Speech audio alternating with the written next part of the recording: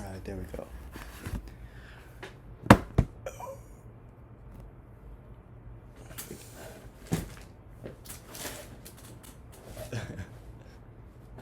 Hey, what's up, guys? Hope y'all doing well. I pulled this chart up during the Pisces full moon, right? Cause I was like, Pisces full moon, I'm gonna do a Pisces reading, And then I was gonna write out some shit, write out my thoughts about the chart, give a condensed fluid breakdown. But I only wrote like one sentence. I ain't even gonna lie. And then I was just, I don't know, like somebody had asked me about like the full moon or whatever. It was like the day before, I think, or no, it was the day of, like the morning before, like I reached the degree for it, right? They was like, yeah, dude's hella emotional right now, like what's going on in the sky. And so I was telling them like about like the full moon and shit, and I was talking about and I hadn't been like I hadn't already been thinking about it really, like I just been like living, you know what I mean? But they had asked me about it, and so I was texting them like what I thought about it. And I was like, it's taking place in the across the axis of like the two most sensitive signs in the zodiac. So like it would like all the stimuli we'll be picking up on, it would be like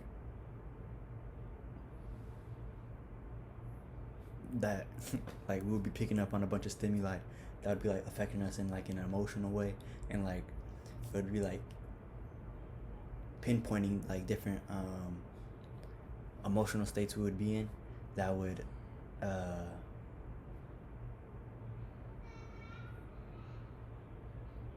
have been like extra sensitive like to that stimuli, right? So it would be like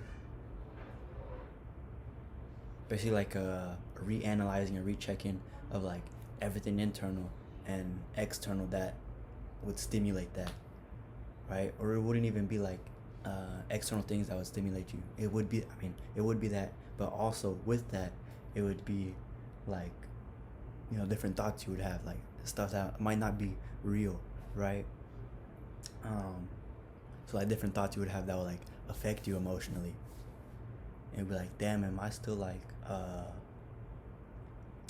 sore in that area? Like, is that wound still not scabbed up all the way, not fully regenerated, things like that. And like that reevaluation energy of like and recalibrating and shit like that was like even more so prominent due to all the retrogrades happening right now as well. So it's like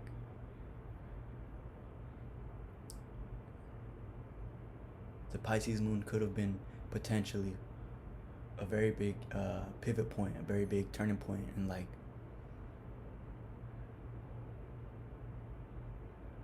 seeing like, okay, this stuff still affects me, right? These particular thoughts, these particular people, this particular connection, this particular emotion, right? So what am I going to do with it now? That's what Virgo is saying. But then Pisces is saying, oh, don't do nothing with it. Just, just like float in it, just like swim in it type energy. But yeah, anyways, that's what I thought about the full moon. And like, that's what I thought about the full moon. So we're gonna read this chart today.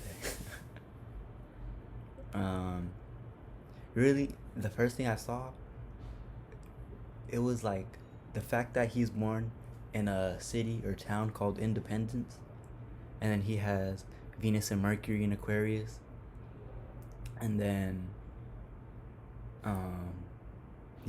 Venus and Mercury in Aquarius. That's like a fated type of like spawning he created for himself, right? Like that was the first sentence I wrote down on the paper that I was gonna write, but I didn't. But it's just the fact that his like pleasurable natures and his like connecting and like taking in and influencing natures and like intellectualizing type natures, like all that stuff that pertains to Aquarius: freedom, rebellious energy, um, taking something and re-innovating it, and like basically creating something new, a type of uh,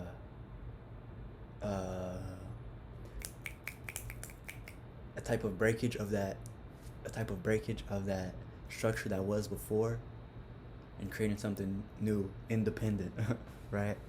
Aquarius natures.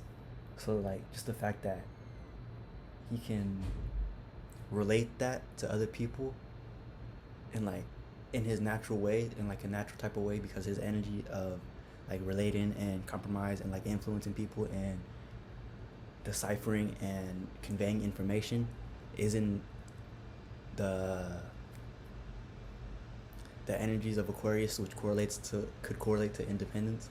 Like, bruh, and it's on his IC being the mamam coli, being where you come from, like your roots type energy, something that like you could look at it as like if you're the ocean, those are your trenches, right? Your Mariana Trench.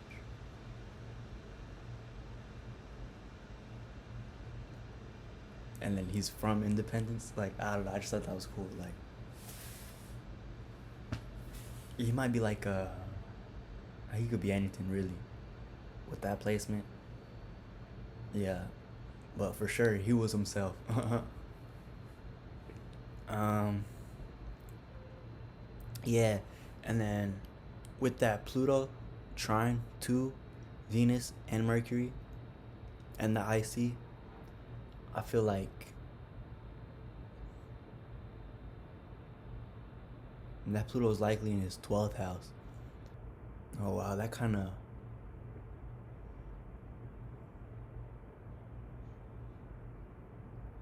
makes Pluto even more like of a difficult energy to tap into, due to the fact of it being in the 12th house, and 12th house dealing with things of like your subconscious, your dream world, your imagination, um, things that people really don't see about you, or things you could be expressing that you don't see about yourself.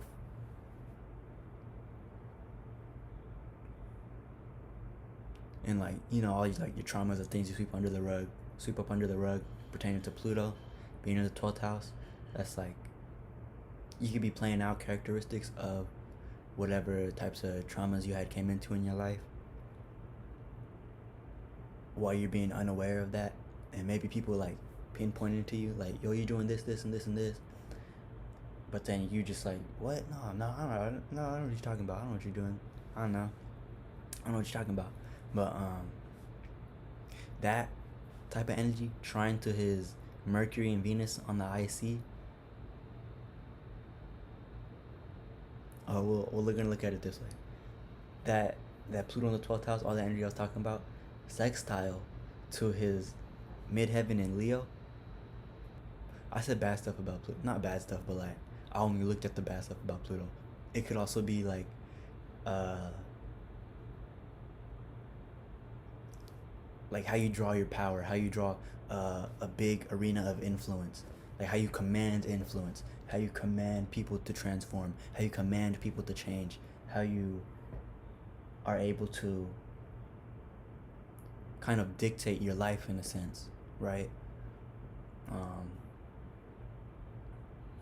so he could have been like that dictator type unconsciously with it being in the 12th house. So he probably could have just been acting like how he thought he was, he just naturally acted, right? But he would also have that influence of like being like a commanding, demanding type of person. And even more so with that sextile to the midheaven. So like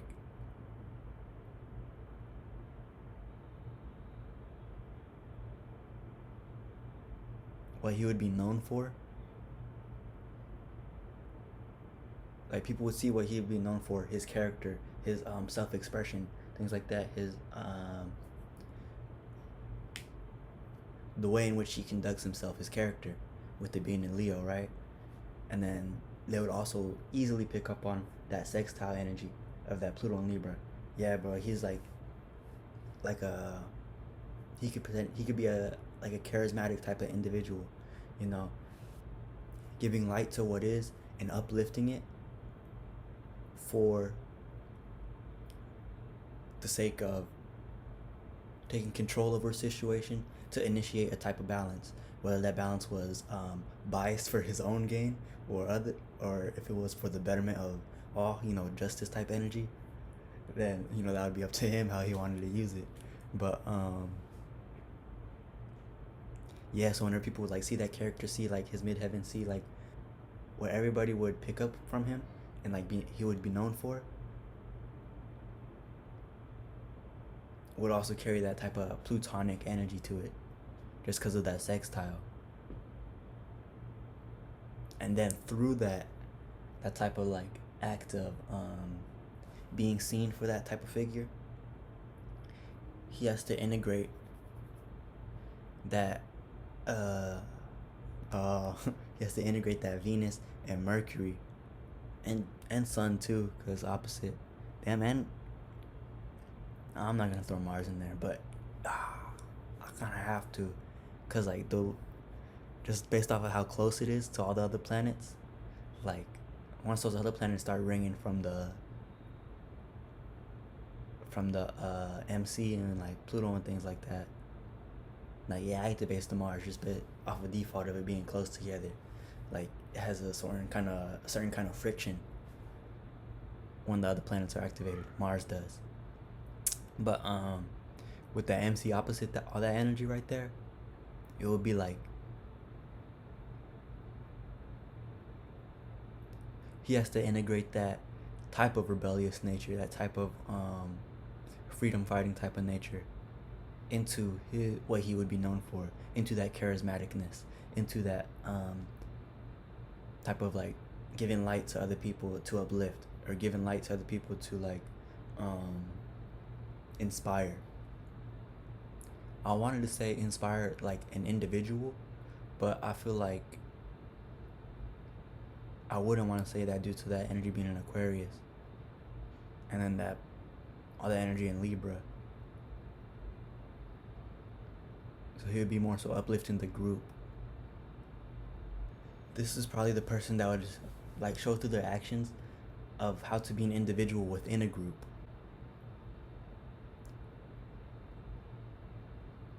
Due to him showing his experience or portraying his experiences that he had maybe over compromised on, both senses of giving too much and taking too much, and his intellectual processes going about that of how to move forward with compromising energy. Everything he had learned from his childhood about how far people would go for an imagination, how far people would go for information, how far would people go for like wanting to know something.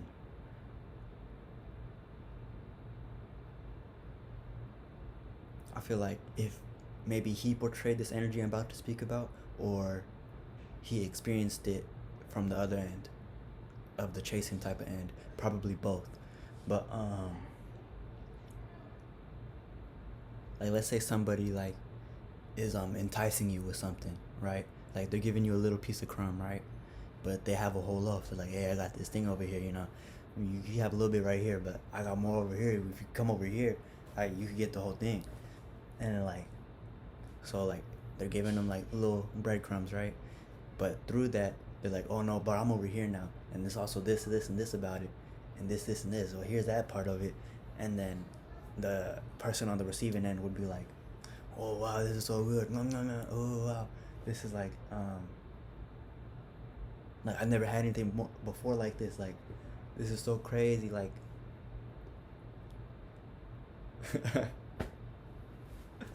like I gotta have some more. Where you at now? Where you at now? Let me go over there. Let me go over there.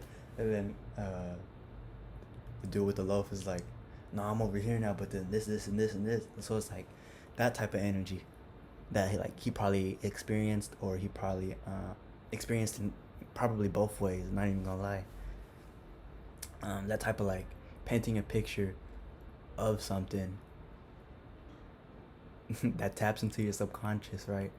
And like really pulls on you, really tugs on you. They're like, oh, like, you know?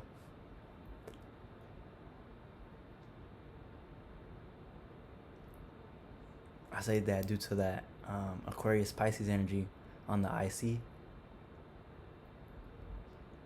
around the IC, and then also him having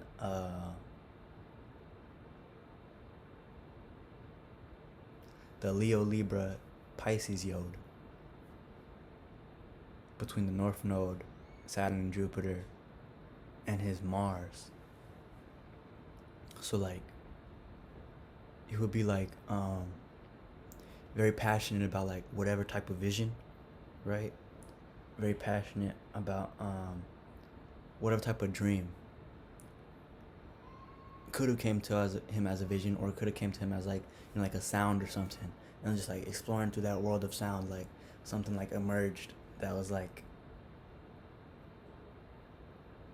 tapped into like a certain kind of feeling that he probably couldn't even like give a name to, couldn't even give a type of like vision to, maybe, or you'll probably have to create one for that to go after that North Node in Leo,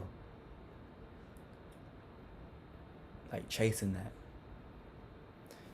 But it probably played out like the North Node was, along with the that Jupiter Saturn conjunction, was like the fuel that gave the Mars that dream, that tapped into that feeling of like, oh, I want to go for that.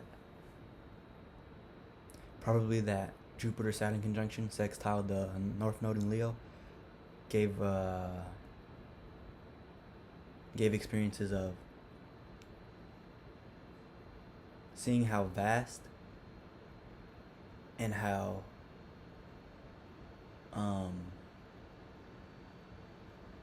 seeing how vast like connections could be, seeing how vast like diplomacy could get you, seeing how far it could get you, and like the type of structures you could build off of that in terms of helping you with forward movement. And like those type of thoughts you would have, or those types of experiences you would like go into that would like bring up those kind of thoughts, bring up those kind of situations, would be that music note, would be that lyric that like tapped into like his emotional nature, like, oh, like, like, oh, I feel that, or like he tapped that Mars and Pisces energy, and so like then boom, all types of like imaginations, dreams will go on, and then that Venus Mercury conjunction, and the Sun too, pretty much, would act as like that type of push, like in the outward world, to initiate that. So he would like he would be able to relate and communicate all that type of information from the dream world. Ah, dude, from the dream world, right? And then be able to give like lists and paragraphs of like information about whatever type of dream he had come into, and like be able to tap in. Yup, okay, especially with that Sagittarius sextile to Venus and Mercury, and I'm gonna say the Sun too as well, but be able to tap into like the subconscious of people and like really influence them. He might be able to, at the same time he's suggesting you of doing something, he would be the type of person that doesn't make you feel like you have to do what he's suggesting, but the way he taps into your subconscious would be like make you want to do what he's saying, you know. But he would be like, oh, you don't have to do this, but he would list off like a whole bunch of reasons why you could do it, right? He'd be like, oh, but you don't have to, but you don't have to. But then you would still like be like, no, I want to help you, I want to help you, just because like you got like wooed by like his presentation of like forward thinking and like how appealing he made that sound.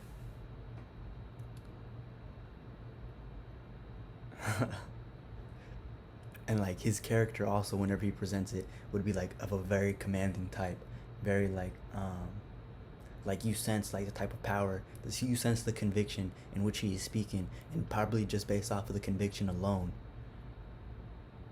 that like taps into your subconscious and be like, yo, this dude knows what he's talking about, even if I don't understand every every aspect of what he's talking about, because he is talking about a dream, you know, that Pisces energy. Even if I don't understand what every aspect he's talking about, just off of his conviction alone, I'm gonna go with this guy. Yeah, I'm gonna do what he says. And then that Virgo moon too, like retrieving all the facts that he would need to present, and then even in that presentation, if he felt like there was a type of like crack in the structure he was presenting, right? If he felt like, oh, this, if I say this, then if I say this sentence, then this person might not like buy into what I'm like selling, right? Just based off of that moon being in Virgo and him being like a real analyzing type of nature, and saying like, okay, based off of like this person's responses to me, based off of like what I physically see on this person, right? And based off of like body language, body movements, things like that, like this information wouldn't like apply to this category I put them in, right? I'm not saying he was right doing that, but like, you know, he could have been wrong doing that. But that's probably what he was doing if that when that Virgo energy was being utilized.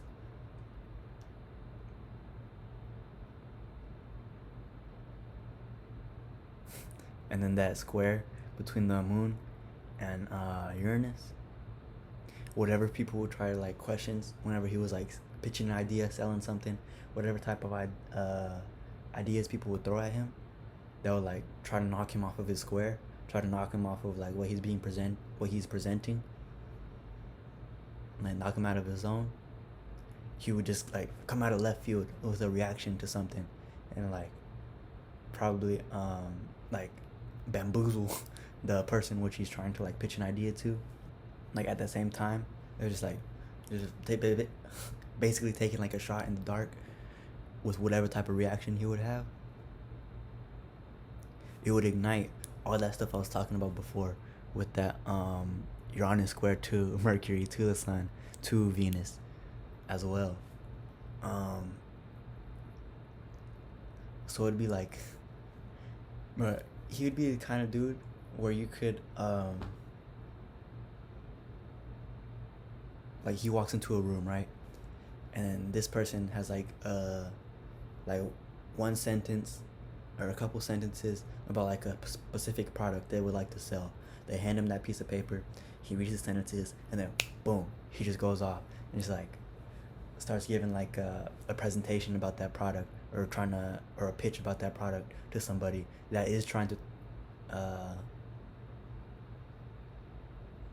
that isn't interested, right? I don't want to say isn't interested, because if somebody isn't interested in something, they ain't interested in it, you know? Like, they gonna stay convicted on that. But anyways, or they might. But anyways, yeah, he'd be that kind of person. Just give him like a couple sentences to like go off of. He'd give like a whole spiel about it, while other people are trying to like knock him off of what he's saying, knock him off of his position he had just taken.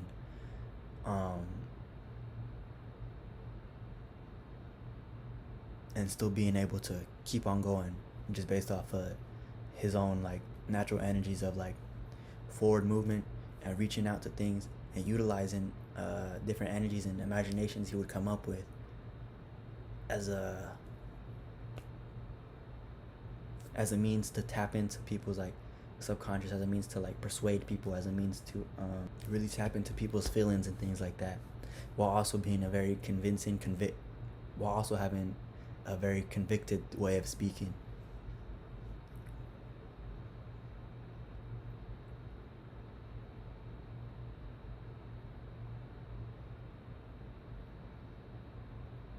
This is a pretty cool chart.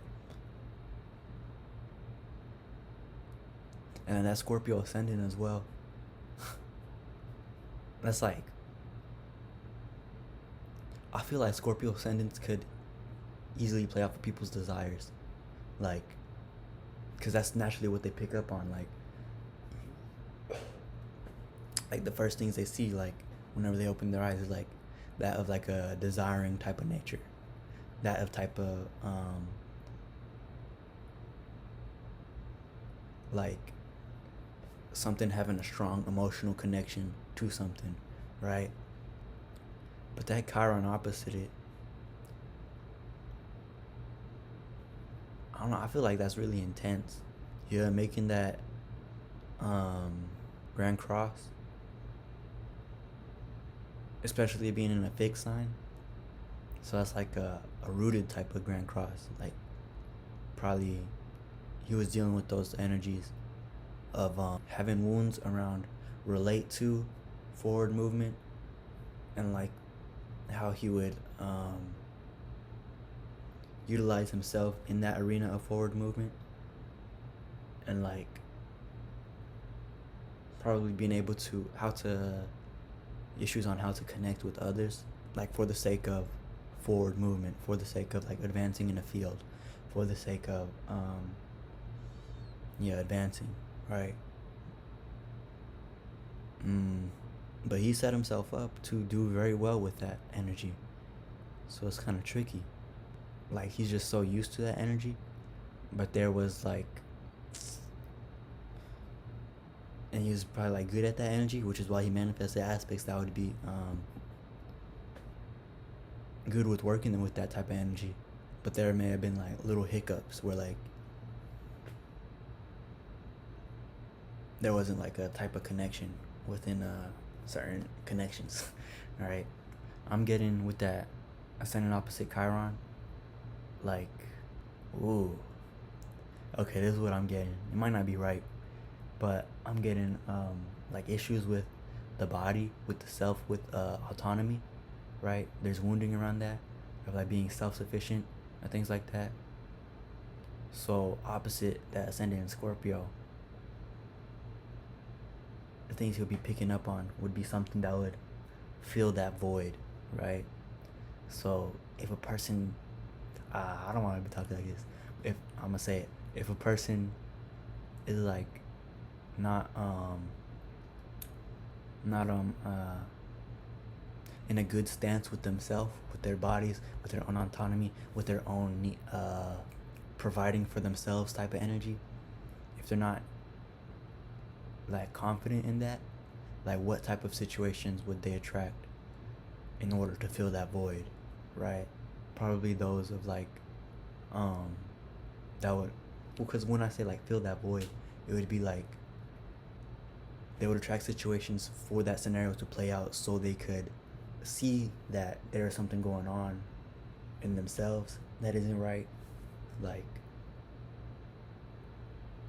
that isn't like, when I say isn't right, I mean like isn't like functioning properly, so they would like get that reflection back to them. So like the types of things this person would naturally be into, if that Chiron and Taurus energy was not like probably in the beginning stages of their life, when it wasn't like being utilized in a constructive manner, he would manifest like situations of himself being into probably things like dealing with shame, things like that, probably like maybe relationships he didn't want to be in, right? He didn't want to be in, but he wanted to be in at the same time, you know what I mean? Those types of relationships. Oh yeah, especially with that Neptune being in the second house as well.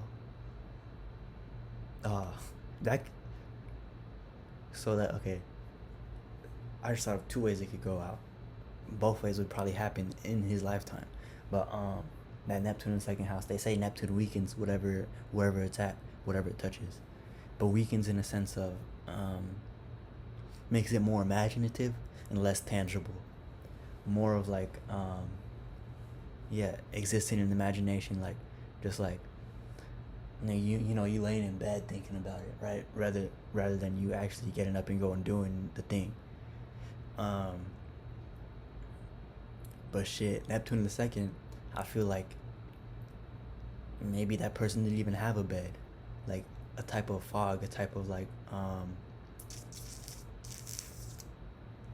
type of like illusion around the sense of self, around whatever a person does to uphold the sense of self, around like physical objects that a person would like tie themselves to, like something that somebody needs like in order to function, you know, like food, shelter, things like that. um so you're like basically like survival type needs, right? And not even survival just in like the physical sense of like food, shelter, clothes, things like that. Also survival in like how I was speaking earlier, that sense of self, that sense of like I'm here, like type energy, like, you know what I mean? Like I have a personality, first house, and I take up space, second house. You know, like I manifest type shit. Um, and then the other thought I had about it was with him being that like type of person that could pitch ideas and things like that, really sell like whatever thing he's pulling from up here out there. Neptune in the second house only adds to that, because like he would be able to utilize that Neptunian imagination for the um, survival instincts I was talking about, like sense of self, sense of autonomy, things that he would do on a routine to like root himself into like whatever situation he would be in, right? So he would use that imagination for that. Yeah, he has the potential to use that imagination for that, and be able to like sell that imagination to like manifest fucking shelter, food, clothes. That's a cool aspect, bro. That's a cool placement for Neptune. It could be difficult to deal with, but ultimately, like that could be very like cool, very powerful if utilized correctly. I say correctly, but I mean shit. If you want to be a bum like, without a house, you could do that. You know, I can't judge you. But yeah, going back to that Scorpio Taurus axis, whenever he would like attract relationships and things like that, he would those relationships would like activate that Chiron, would activate that wounding around like the self. I feel like with that, through his relationships, like that would, the relationships is the key for his healing. You know, because they say Chiron is like the it looks like a key, right? And it's the healer, the wounded healer. So like, even though like you're wounded in that area, even though that area like um brings about some pain for you, like exploring that would be like very healing for you as well, right? The things you don't want to do is the things you probably need to do, right? There's that saying. um yeah, I was gonna say like maybe he like ran from relationships, like probably in his earlier years, but if that did play out, I don't think that lasted too long due to his Aquarius energy. And like Aquarius one, oh, because Aquarius could be like, it wants to connect, it wants to find a group, but it'll also like just go off and be on its own. Like if it can't find nobody that's like matching the same type of energy as them, so that's not necessarily a bad thing, you know. Oh yeah, but like going through like the relationships and things like that would be like key for like healing him. Not even just like, well, not even just on a personal level, but also with his connection to like pitching ideas and things like that, you know.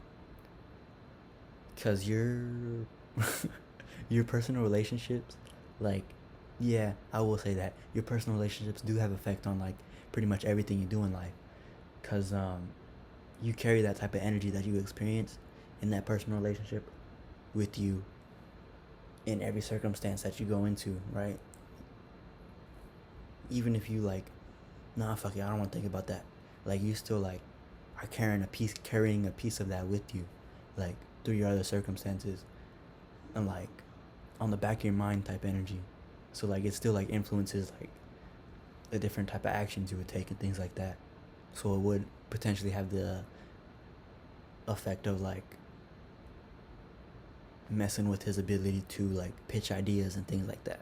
His family probably taught him how to pitch ideas. They probably pitched ideas to him. That's why he learned. Hey, go do this. But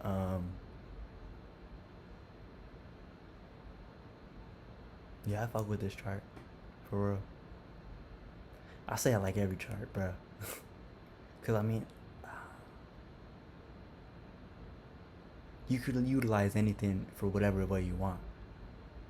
I think, you know. Mm, yeah, that's all. That's all I'm gonna get into. You know, in one of my classes with the Sagittarian mind, um, he was talking about you don't have to say everything that you see within the birth chart. Like, you could focus pretty much on one aspect and like talk about that for like however long and still give something of value to whoever you're reading to, you know? Which is like, that makes sense and things like that.